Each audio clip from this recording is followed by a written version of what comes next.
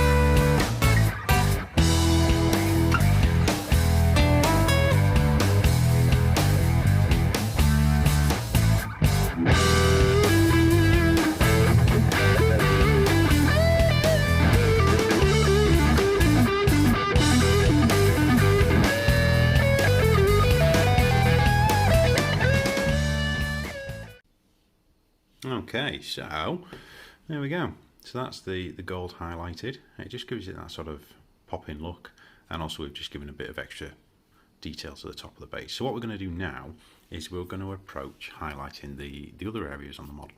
So obviously we've got the sash, the banding, the ball, his face, things like that, and his boots. And the principle of highlighting is that the original colour that we used for the blue, in that case is Caledor Sky, we will use that as our first level highlight to go over the top, just the raised areas, and then we'll be mixing in a colour just to lighten it slightly. And a bit of the skill in painting is picking the correct lightening colour depending on your base colour. For blues we're going to mix in whites, so we'll be mixing some Corax white in there to get a lighter blue. Same principle on his face. I'm going to use Cadian Fleshtone as first highlight and then whites into there. When we get onto the browns, the principle is going to be exactly the same. So the brown boots, for example, we've got Steel Legion Drab, but we're going to be mixing bone colours into those. If you mix white into a brown, it can go purple, and that's not what we want. So they're the next stages that you're going to see, guys. Yeah, enjoy.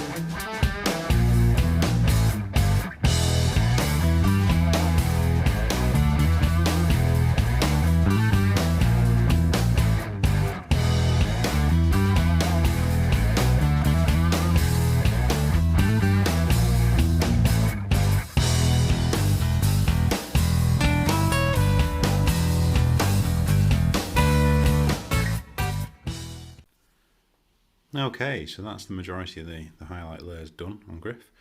It makes him sort of like look lived in, his equipment's used at the end of the day, but it's still got a bit of life to it on the back there, so on and so forth. So we're now onto the eagle. Now obviously the red straps will highlight as normal as we would with all the other aspects of the model, but the eagle itself, if we look at an example of an eagle, they tend to have a white head and then sort of like different brown undulations on them. So I'm going to use a combination of highlighting and a bit of dry brushing just to get the eagle going. We're going to use both of our browns, use Mournfang, Steel Legion Drab, a bit of Ushabti bone, and then Corax white to try and get the eagle going. Then obviously we'll give him a beak, a yellow beak with Yriel yellow. So yeah, let's see if we can get the eagle going, get the straps done, and then Griff is almost there. So loving the shine on the armour. Let's go.